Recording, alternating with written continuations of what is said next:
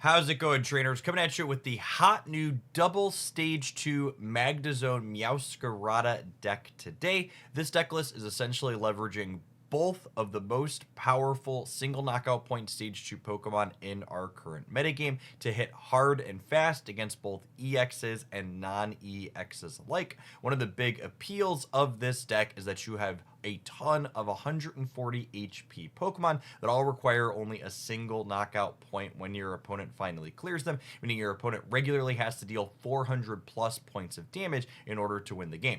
When you combine this with the fact that we're pushing out tons of damage starting when we attach our second energy when going first, and this deck list is very difficult to keep up with when all of its bits come together. That second part's important though. I'm going to be curious to see if this deck continues to dominate tournaments and have staying power because it is a double stage 2 deck. I would love to hear in the comments down below what your experience has been like if you had a chance to play this. If you want to see me take it through some games, hang out now. If you enjoy this type of thing, be sure to smash the like button and subscribe to the channel so you don't miss any upcoming top tournament decks I'll be testing out here in the future.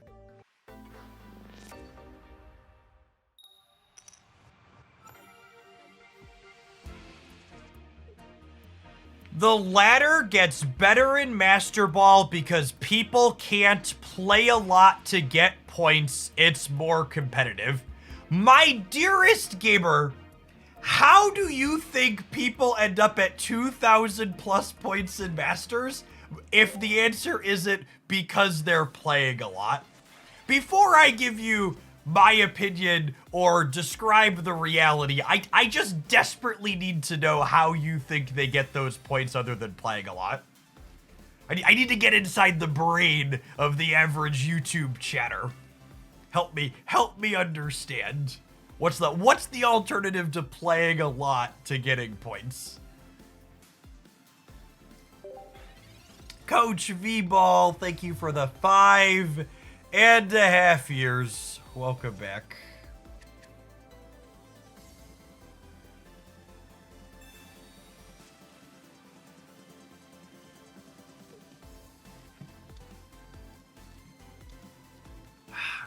Break out my spreadsheet with my facts here. Hold on.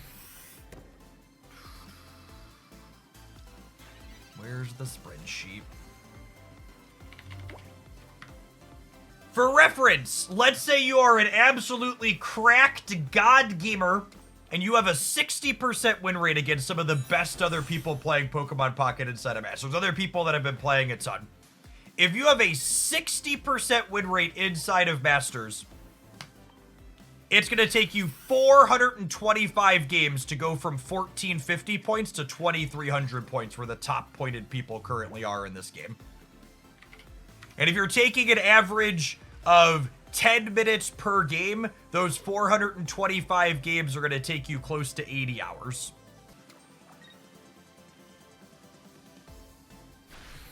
So I really want to emphasize that you can't get to Masters or get to a high number of points while being bad. You have to be winning games to get there. However, winning games is not the only thing that moves you up these ladders. The people who are ranked 1, 2, 3, 4, 5 on Pokemon Pocket's ladder, they're certainly good players. I want to make it very clear I'm not saying they're bad, but they are not the 1st through 5th best Pokemon Pocket player in the world. They are simply players who are above average, who are also putting lots of time into playing.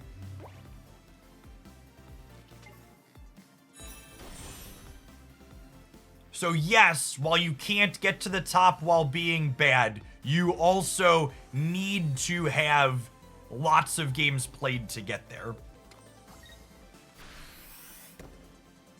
More time gets you a higher rank. Exactly that.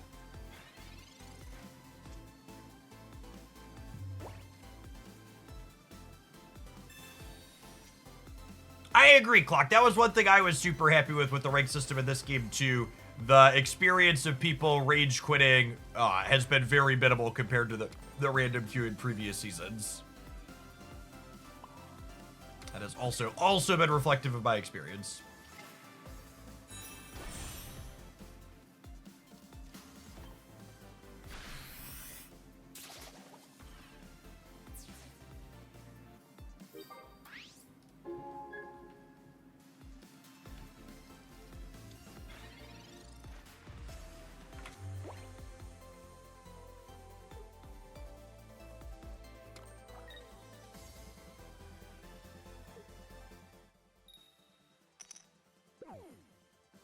All right, we can top deck our Sabrina.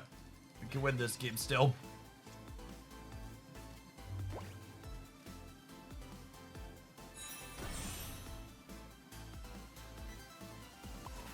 What's the line here? I think the line is we top deck other big kitty eventually. So we Volt Charge here. We switch to this. We clear the Origin Form Palkia. Oh, you know what? I messed up. I needed to put the other Grass Energy here. So that way if this Gyarados high rolls us, it hits this energy, I can still attack with it next turn. So really, really small mistake on my part here. If I lose the 5, 8, 9, 10, if I lose the 1 and 11, I could have played around it. And unfortunately, I can't cape to save this because they have a Rocky Helmet. So I put myself in a position to get unlucky here that I didn't have to be in.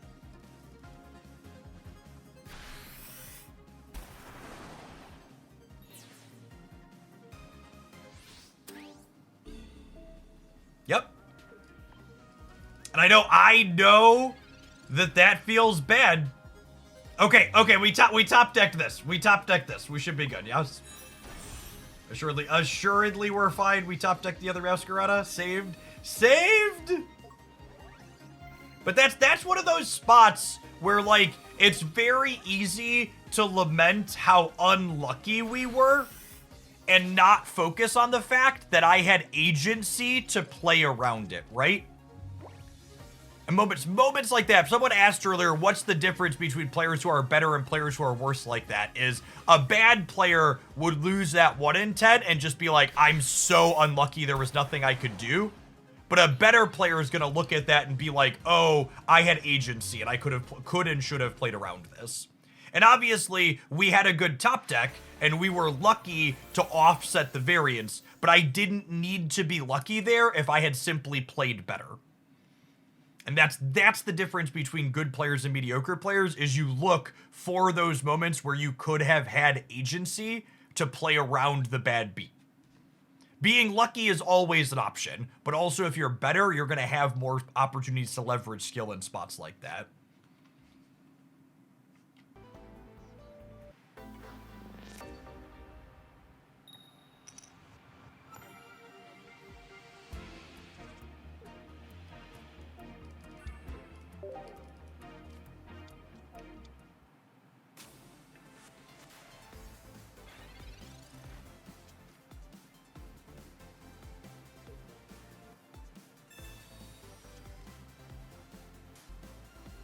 Do you think the amount of competitive cards adds to the lack of diversity on the ladder? Like if more sets were released, would ranked be more diverse? So there's this common misconception among people that aren't super familiar with card games that more cards equals more variety. But that's often not the case the way a lot of card games play out. You don't need more cards to have your game be better balanced, right? In fact, in a lot of instances in other card games, as they add more cards to their game, the game often gets less balanced because it's more difficult to balance a game that has lots of game pieces compared to one that has few.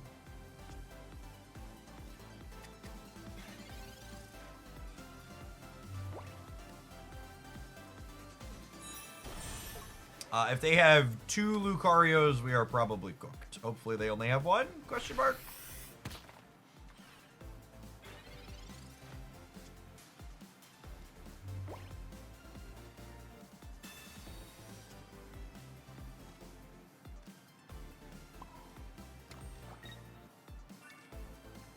All right, we have all the things here.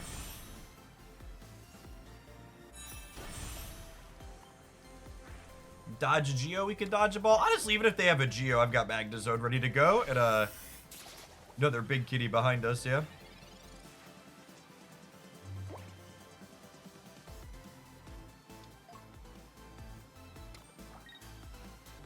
I think the more punishing you make a rank system, the more people are discouraged from trying new things. And if people aren't willing to try new things, they're just not going to innovate most of the time. Okay, you can hit my cat. This is weakest to fighting, so if I put this up, they clear it in one.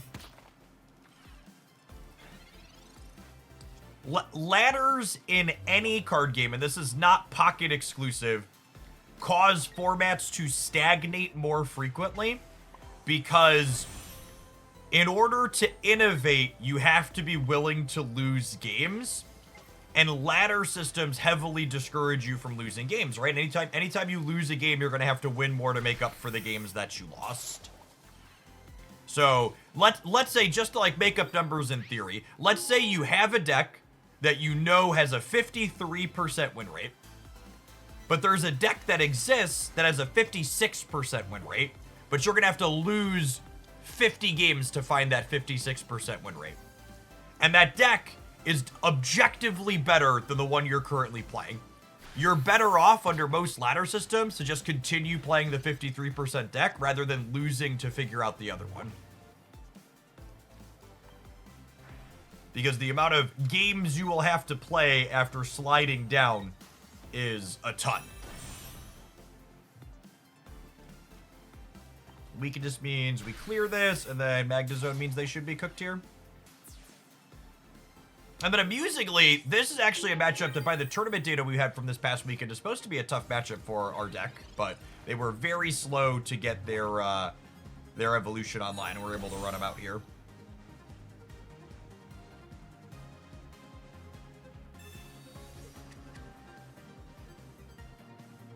And they're continuing to play because we haven't evolved yet, but once we drop this down, we're done next turn.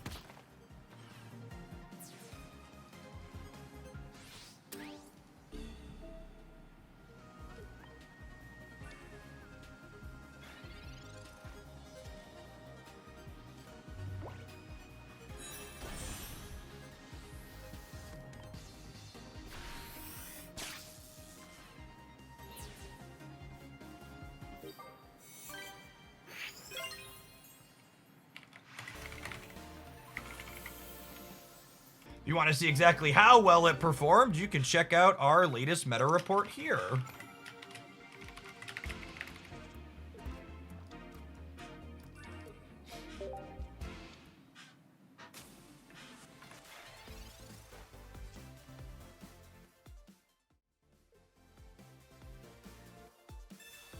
Whoop, thank you for the seed button. I was doing a couple of things and clicked the wrong one.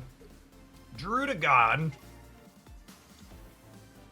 Drudagon definitely makes the, I think Magnezone makes, so, generically speaking, the other Meowscarada decks have a hard time against Dark Tina when they're playing Drudagon.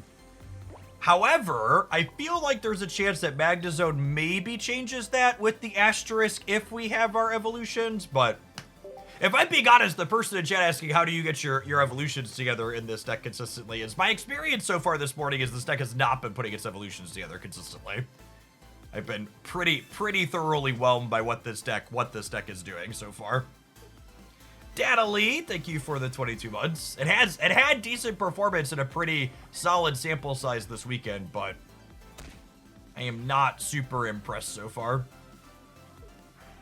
Sonid, thank you for the 4.5 years and for the generous tier 2. Appreciate that.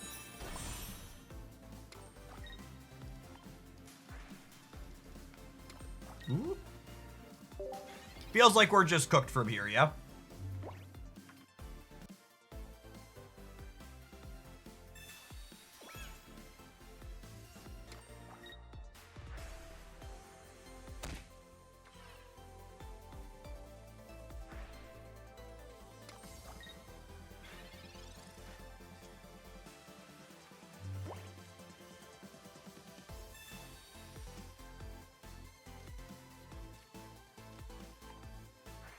I mean, if we were going to remotely have a shot, it starts with those draws, yeah? I think this is one turn too late, though, yeah? Do I just hope they don't have a copy of Leaf? So dead to Leaf, but I'm dead outright if I attack, so.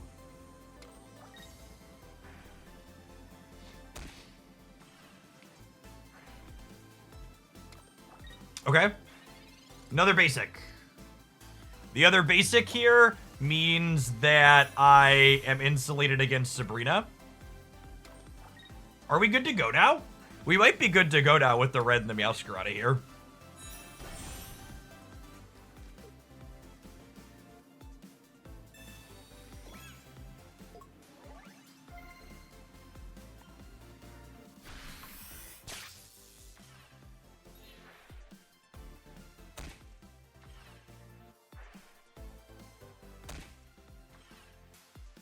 Is it possible for a deck to be good in tournaments but bad in ranked? The only time we would see a divorce from a deck being good at a tournament versus good in ranked would be if a deck that was good in tournaments won very, very slowly. And even then, it wouldn't be that the power level of that deck is worse in ranked. It would just simply be that it would be a worse deck for laddering because of the speed it would take to play.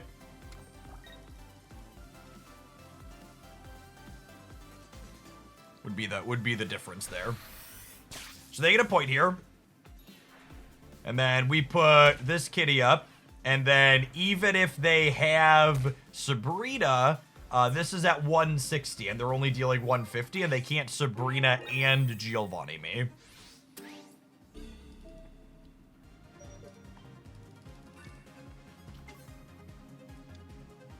So really seeing here how Magnezone changes the dynamic of this matchup when they are playing Drudagon. That's not enough if they attack me. They go to 150.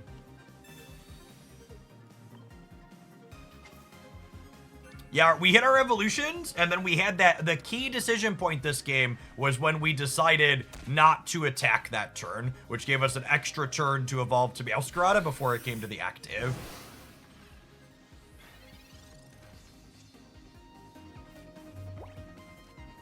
Keeping Darkrai would not have been enough to save them because of weakness to grass.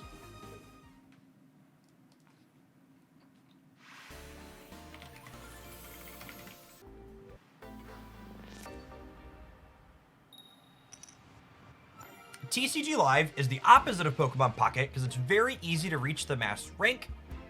It's probably because it's just an ad for the paper Pokemon TCG. Maybe, yeah, I was actually deeply surprised that they elected to have the ladder in this game be significantly grindier and more tedious than the Pokemon TCG Live ladder.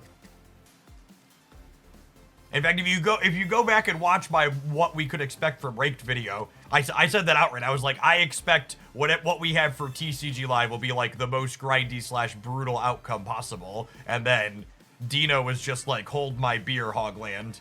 Like, absolutely floored at how brutal they elected to make the rank system in this game.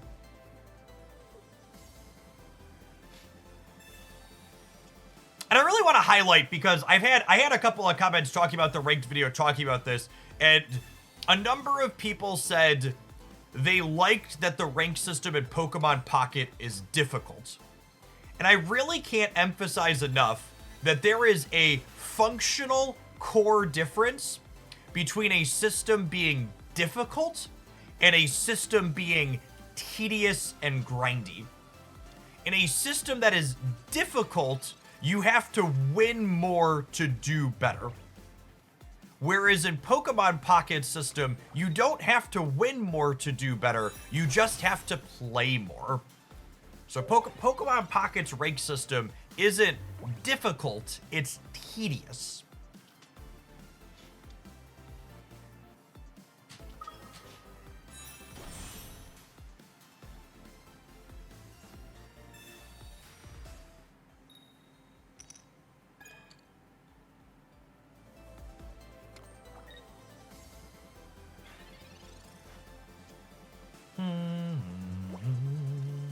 I really kind of need my stage 1 Lightning Dorka. Yikes! I have my cats. Outside of win streak bonuses in Ultra Ball, what could possibly help things feeling tedious? My dearest gamer, I'm gonna need you to dig real deep into your creative juices if win streak bonus in Ultra Ball is literally the only thing you can come up with to make the grind less tedious. In fact, that suggestion gets offered a lot, and I would actually like to put forward the idea that win streak bonuses in general are bad because they don't actually just make the grind shorter. They make the grind shorter by making it higher variance.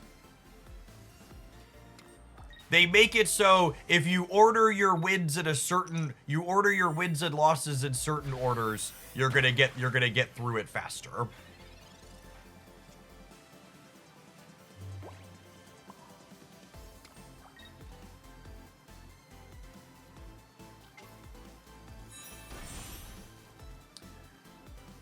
I think I need to hold this Sabrina to pull Gyarados up to the front. So I think the line here is we hit this for 60, they get a point. We feed them a Magnemite, they get a point. We Sabrina up the Gyarados, and we work through it from there.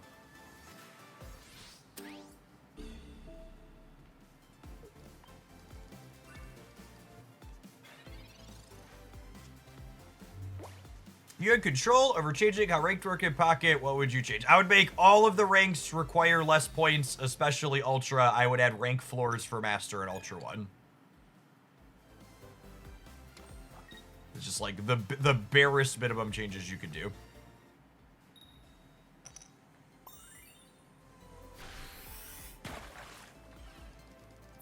All right, if they brick on another basic, what's the back and forth count here?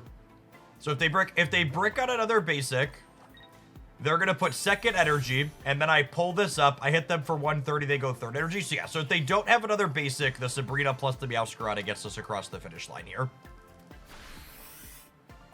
So we need them to brick on, they've spent 1 Pokeball and they've played 3 basics, so there's two basics and 1 Pokeball in the average build of this deck for the opponent.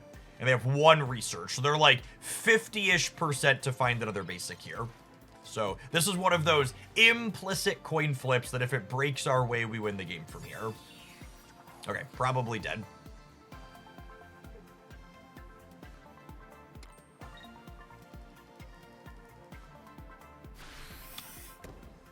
Oh, they missed! They missed! Sometimes lucky rubber ducky.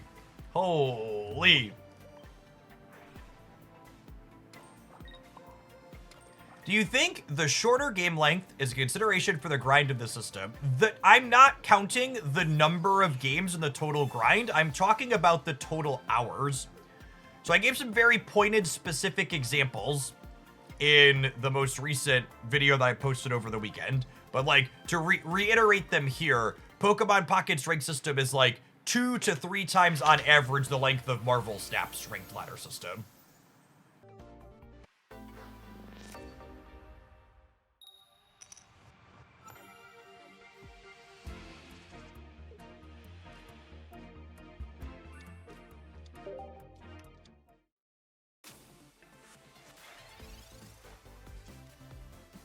Did Magic stop being financially viable for you, or did you lose interest for it? There's a little bit of column A, a little bit of column B. So one of the things that's very true about content is if your heart's not in it, the numbers aren't going to follow. So as I fell out of love with Magic the Gathering, my numbers for making content in that game suffered because it was very apparent that I just wasn't invested or enjoying it. Neptune's Wrath, thanks for the quarter of a year. And that's a big part of why I'm doing Pokemon Pocket content despite it not being nearly as financially successful as Marvel Snap, is because as someone who's been doing this for so long, I know that having the flexibility to make content for another game is good for my position in the long term because it allows me to have a wider range of things that I enjoy making content for.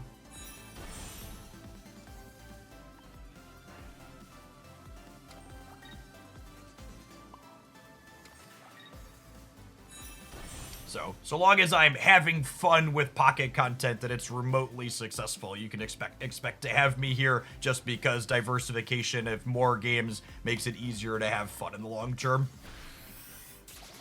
Neptune's Wrath, thanks for the quarter of a year. I appreciate that direct support. It's a big part of why I'm able to do what I do.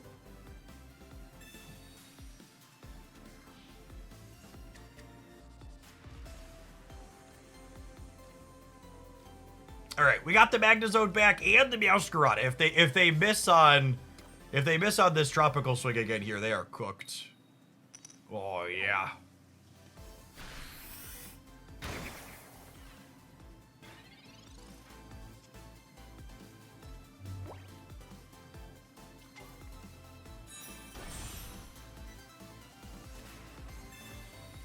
How do you get the playmat that you're using? You get it for the premium shop tokens.